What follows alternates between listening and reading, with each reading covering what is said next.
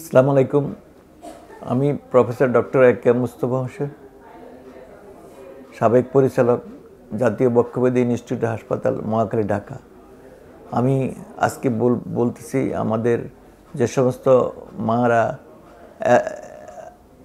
হাঁপানিতে ভোগেন, অথচ তারা মনে করেন যে তারা কোনো বাচ্চা বা সন্তান নিতে পারবেন কিনা। এক কথা, গর্ভকালীন সময়ে যে হাঁপানি বা অ্যাজমা হয় তা নিয়ে তারা অনেকে দুশ্চিন্তিত থাকেন।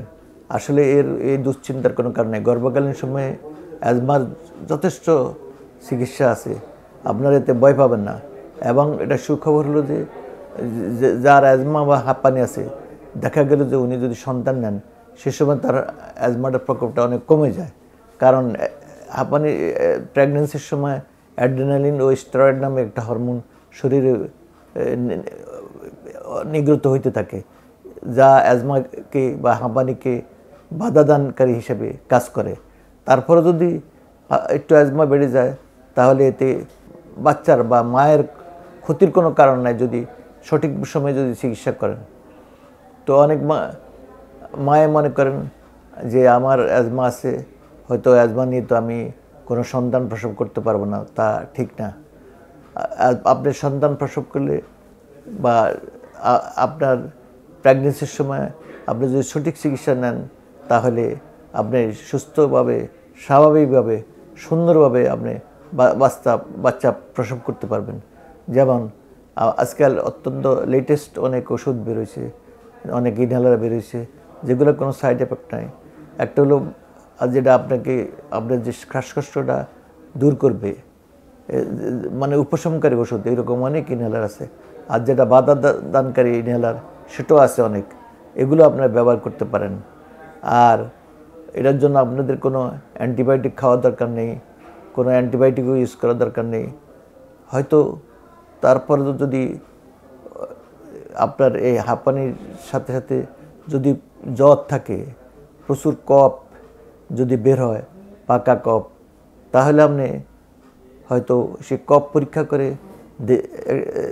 দেখতে পারেন আপনার বুকের ভিতর কোনো ইনফেকশন আছে কিনা। তখন এমন অনেক অ্যান্টিবায়োটিক আছে যেগুলো প্রেগনেন্সিতে অত্যন্ত সেফ, সেগুলো 2-1টা খেলে হতে পারে। আর কোনো মাদের যাদের হাঁপানিটা একটু খুব বেড়ে যায়, তাদের চিন্তার কোনো কারণ নাই। একটু নেবুলাইজার, আজকাল সবচেয়ে লেটেস্ট চিকিৎসা হলো নেবুলাইজার। একটু সামান্য নেবুলাইজার 1বার বা 2বার ইউজ করলে দিনে আপনি অনেক ভালো থাকতে পারবেন। আর যাদের খুব বেশি মারাত্মক হয়ে যায়, তখন সাথে সাথে একটু অক্সিজেন ইউজ করবেন। আর একটা ওষুধ ইউজ করতে পারেন আপনারা, যেটা মন্টিলিউকাস, যেটা কোনো সাইড এফেক্ট নাই, যেটা বাচ্চারও ক্ষতি করবে না, মায়েরও ক্ষতি করবে না। তাহলে আপনারা নিশ্চিন্ত থাকতে পারেন। আবার অনেক মায়ের প্রথম বাচ্চাতে অনেক মায়ের দেখা গেল যে কোনো দিন হাঁপানি নাই, অ্যাজমা নাই, প্রথম বাচ্চা হওয়ার সময় একটু হাঁপানি হয় অনেক কিছু মায়ের। আবার সেই সব মায়েদের দেখা যায় যে দ্বিতীয় বাচ্চার সময় আবার হাঁপানি নাও হইতে পারে, আর হলেও তখন বেশি ভয়ের কোনো কারণ নেই।